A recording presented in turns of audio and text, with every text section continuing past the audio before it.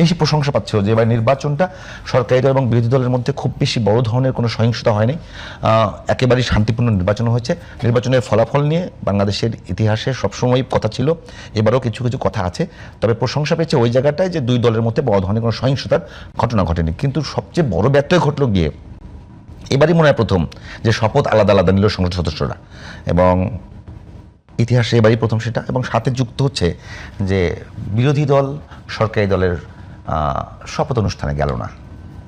আপনি আপনি কেমন সরকারি দলের সরকার যে শপথ গ্রহণ করবে সেই সরকারের শপথে গেল না, আপনি কেমন মনে করছেন যে আগামী দিনে কি আবারও আগের মতোই যে সরকার দলের সঙ্গে বিরোধী দলের সম্পর্কটা খুব বেশি খারাপ হবে?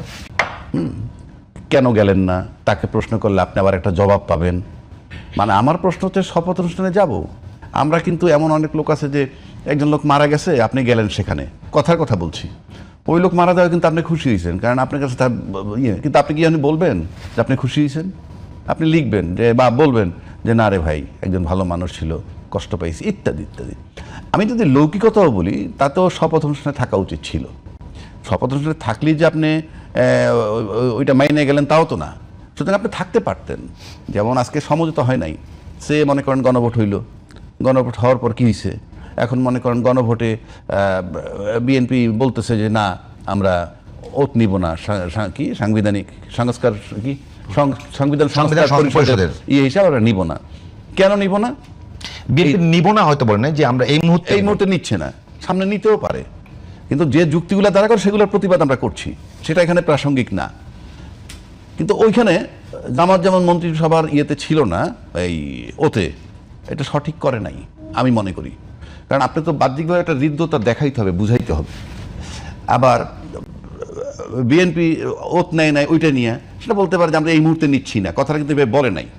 বলতে পারতো আমরা এই মুহূর্তে নিচ্ছি না কারণ এখনও তো সংসদ অধিবেশন শুরু হয়নি, কিছুই শুরু হয় নাই, জাস্ট এলো। এই সব কিছু মিলে আমি যদি শুরুটা দেখি, শুরুটা দেখলে কেমন জানি আগের একটা পুরনো গন্ধ পাচ্ছি যে এই ঐক্যমত্য না হওয়া, কেবল একটা নির্বাচন হইল এতদিন পর। সেক্ষেত্রে আমার কাছে মনে হয় হ্যাঁ ওই শপথে তাদের থাকা উচিত ছিল। ওইটা থাকার মানে এই না যে আমার প্রতিবাদ নষ্ট হয়ে যাচ্ছে বা আমি যা বলতে চাই সেটা বন্ধ হয়ে যাচ্ছে। তাতে কি আস্তে আস্তে দেখা গেল যে এটা যদি কন্টিনিউ করতে থাকে তাহলে দেখা যাবে হয়তো মুখ দেখাতে কি বন্ধ হবে না, কিন্তু এমন পর্যায়ে যেতে পারি। কিন্তু আমরা সে জায়গায় তো যেতে চাই না। আমরা চাই যে অনেক দিন পর একটা নির্বাচন হয়েছে, সেই নির্বাচন নিয়ে আমরা অনেক কথা বলছি আগে পরে, কিন্তু জামাতের পক্ষ থেকে কিন্তু একেবারে সরাসরি অভিযোগ করা হচ্ছে। আজকেও জামাতের অন্যতম একজন নেতা বলেছেন যে সরকারের মধ্যে ব্রুট মেজরিটির যে বডি ল্যাঙ্গুয়েজ সেটি দেখা যাচ্ছে। এইটাকে আপনি কিভাবে বলবেন? না, ব্রুট মেজরিটি যদি হয় এটা তো স্বাভাবিক। এই যে আমি গণভোটের কথা বললাম বা অন্যান্য বিষয়, এগুলো যদি মনে করেন বিএনপি না মানে কারো কিছু করার নাই, আমরা তো আমাদের ট্রেন্ড জানি, মানলাম না তো কি হবে? আপনি আবার যদি আপনি বিবেক দিয়ে আপনি সুন্দরভাবে চিন্তা করেন, যেমন বিধানে নাই কি নাই, একটা সম্পত্তি বন্টন করবেন, কথার কথা বলছি, ভাই পায় বোনের দ্বিগুণ, এটা তো জানেন কমন, ভাই পায় বোনের ডবল। বিএনপি যদি কোনো কিছুই না মানে তাহলে এত আয়োজন কেন? আমি বলতেছি সেই জায়গাতে আমি আসতেছি। ভাই পায় বোনের ডাবল, এটা তো জানেন। বোন পায় অর্ধেক, অর্থাৎ 15 টাকার মধ্যে 10 টাকা পাবে ভাই, 5 টাকা বোন পাবে। এখন বোন যদি বইলা ফেলায় ভাই বোন মিলে যে না আমরা 7.5 টাকা করে নিব, কারো কোনো আপত্তি আছে? কারো কোনো আপত্তি থাকে? বাংলাদেশের কালচারে কি এরকম সম্ভব? যদি কেউ আপোষ করে এইভাবে, আমার কথাটা সেখানে যে আমরা দুই ভাই বোন আপোষ করলাম, আমরা অর্ধেক অর্ধেক নিব, তাতে কোনো সমস্যা তো নাই।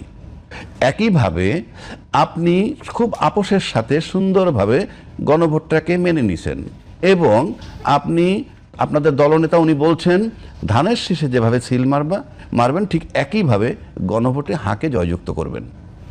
এই যে মেনে নেওয়াটার পর আপনি যদি রিভার্স হয়ে যান, আইনেরও একটা ভাষা আছে, সেটা হলো আইনে যা থাকুক না কেন আপনারা যদি সমঝোতা ঐক্যমত্যে এসে পড়েন কিংবা একটা সিদ্ধান্ত নিয়ে ফেলেন যে এটা আমরা করি, এখান থেকে আপনি ফেরত যেতে পারবেন না, এটা আইনের ভাষা। সমঝোতা করে কি কখনো বেআইনি সিদ্ধান্ত নিতে পারবো? না, বেআইনি কোথায়? আপনি বেআইনি কোথায়? এটা বেআইনি কোথায়? কোনটা বলেন আগে বলেন। না, বিএনপির এবং এখন যে আলোচনাটা এবং বড় বড় আইনজীবীরা বলছে যে অধ্যাদেশ জারি করা হয়েছে জুলাই সনদ বাস্তবায়নের জন্য, সেটি করবার ক্ষমতা রাষ্ট্রপতি রাখেন না। আপনার তর্কের ক্ষেত্রে যদি আমি বেআইনিটা ধরে নিই, আপনি তখন মানলেন কেন? তখন আইনজীবীরা ছিলেন না? যে আইনজ্ঞরা আজকে বলতেছেন তখন তারা ছিলেন না? তখন কোথায় ছিলেন? আপনি সুর মিলাইলে তো হবে না। আপনি ওইটা বলেন, তাহলে আপনি দুইটা শপথের কথা সংবিধানে বলা নাই, বলা হচ্ছে এখন দুইটা শপথ, মানে একটা হইল আর একটা হলো যে সংস্কার পরিষদের সদস্য হিসাবে। ওই সংবিধানটা তো ফেব্রুয়ারি 26-এ নির্বাচনও নাই, ওই সংবিধানটা তো অন্তর্বর্তীকালীন সরকার বলতে কিছু নাই। অন্তর্বর্তীকালীন সরকার অধীনে নির্বাচন করলেন, তারপরে আপনি বলতেছেন যে ওই সংবিধান মোতাবেক আপনি নির্বাচন দিলেন। ওই সংবিধানে 2026-এর ফেব্রুয়ারিতে নির্বাচন নাই, সেটার বর্ডার লাইন ছিল 7ই ফেব্রুয়ারি 2025 সর্বোচ্চ, 180 দিনের মধ্যে করলে সংসদ ভেঙে যাওয়ার পর।